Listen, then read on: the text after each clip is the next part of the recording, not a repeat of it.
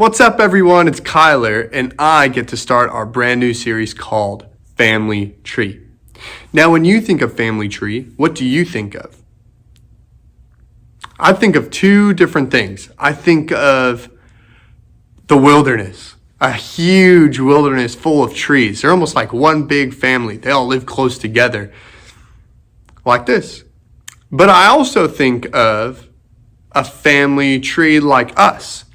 Like as we think about our parents and our grandparents and our grandparents and our grandparents, it gets bigger and bigger the higher it goes up.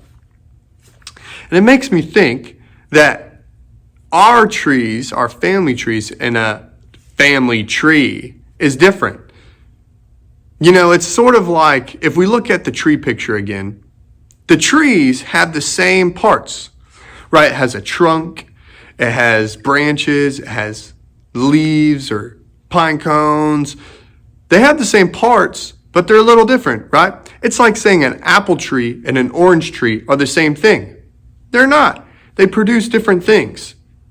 And it makes me think that our families are kind of the same. We all kind of have the same parts in our families, but we are each just a little bit different. Think about your family. Now, in my family, we're a Disney family. We like Disney and we like ice hockey. What about your family?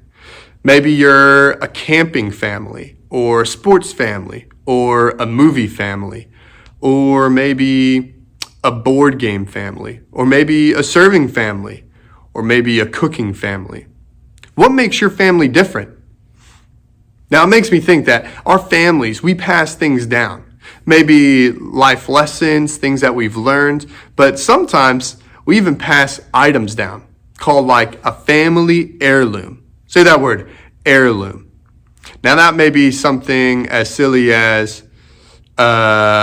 maybe your grandpa's teeth, or maybe even as special as a ring, or maybe a figurine, something that's really important to your family.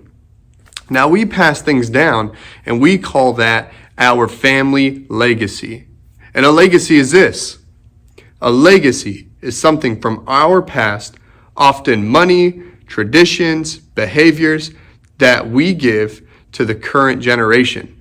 And maybe there's things that you know already that you're like, oh, that'd be super cool to pass on forever through my family. Now, we have a physical family like us, our parents, our cousins, our siblings, but there's also another family. It's our spiritual family.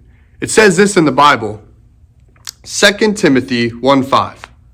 I remember your genuine faith, for you share the faith that first filled your grandmother Louise and your mother Eunice, and I know that same faith continues strong in you. There's another thing that we can pass down, our faith. And our faith is something that can be super important to us when we realize what God has done for us. It just isn't about passing down objects, but we can pass our faith on. And it makes me think that in our spiritual family, who do you think is the head of our spiritual family? It's God. And it says this, that he adopts us. Let's read John 1:12.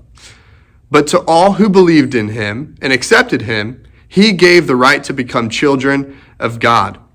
It also says it another way about being adopted. Romans 8:15. Instead, you received God's Spirit when he adopted you as his own children. Now we call him Abba, Father, for his Spirit joins with our spirit to affirm that we are God's children. And since we are his children, we are his heirs. In fact, together with Christ, we are heirs of God's glory. But if we share his glory, we must also share his suffering. Now, Abba, say it with me, Abba, Abba. Abba just means like daddy, father. And we say, really, Father God, Abba Father, Abba God. It's just another name for him. But in all of this, our legacy is something that gets passed to us, but we get to pass something on. And so what does your family pass on that you would say is your family's legacy? And how can your family pass on a legacy of faith? Ask your parents, see what they say.